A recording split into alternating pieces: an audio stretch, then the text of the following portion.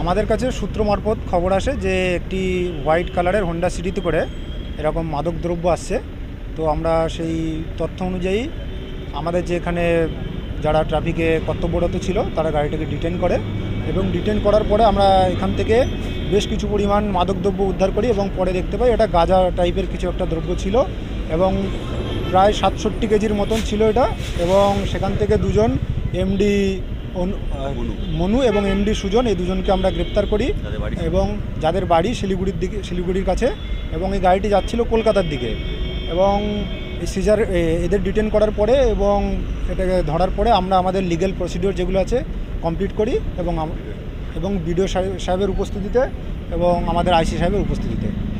এই যে পুলিশ হিসাবে সক্রিয় আছি, প্রশাসন হিসাবে আমরা আমাদের কাজ করে যাচ্ছি এবং আমরা সম্পূর্ণভাবে চেষ্টা করছি যাতে যতটা সম্ভব এটা কমানো যায় এবং এসপি সাহেবের নেতৃত্বে আমরা এটাকে যতটা সম্ভব কার্ভ করার চেষ্টা করছি।